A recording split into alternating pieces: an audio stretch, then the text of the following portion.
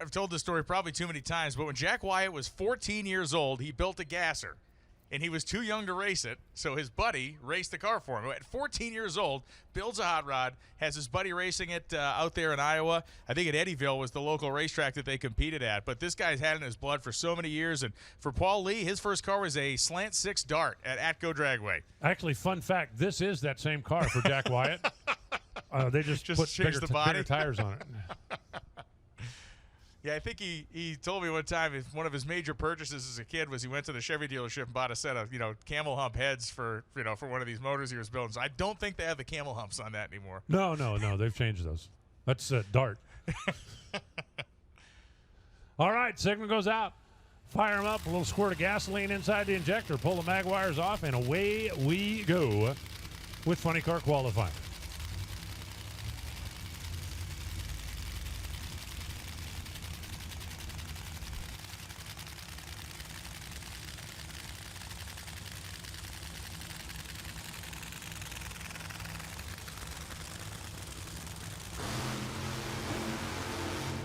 I love that sound.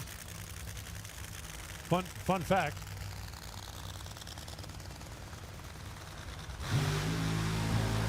I actually heard some of that yesterday. Somebody, I assume it was Scott Palmer, but somebody had a margarita mixer going in the campground yesterday. Oh, wow. We're out here for the little customer affair. Palmer has escaped to Tulsa this weekend with his Pro Mod. So there's another every man's whack job out there with a nitro margarita mixer in the pits. Awesome. Somebody was down there that had one.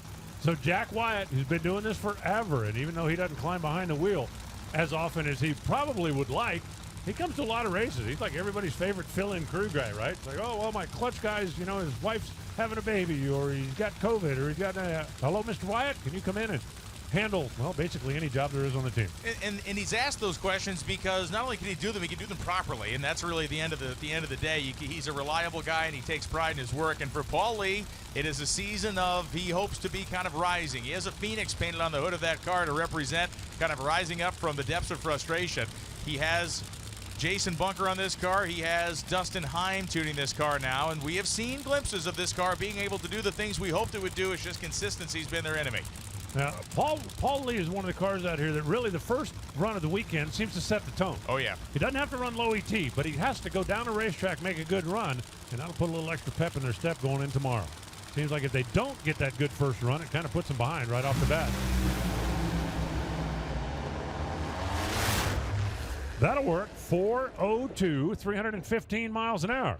And Paul Lee goes right down the boulevard. Jack Wyatt goes 439 at 212 miles an hour. It definitely looked like it was unhappy down there before the finish line. Shut it off a little bit before it got where they wanted it. But for Paul Lee, that is a nice way to kick off the weekend. Let's go down to Joe Costello.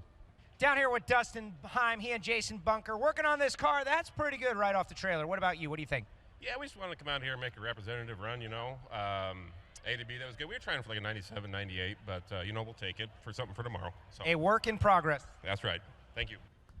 When we look at those early incremental numbers, up till 330 feet, Jack Wyatt was printing almost the same time slip as Paul Lee was. And I believe Wyatt's car moved a little bit to the left. That's why he clicked it off. Didn't see any smoke. Didn't see any backfire. So, to take those early incremental numbers, that's something for Wyatt's team. But for Paul Lee and Dustin Heim and Jason Bunker, they'll take it, as he just said.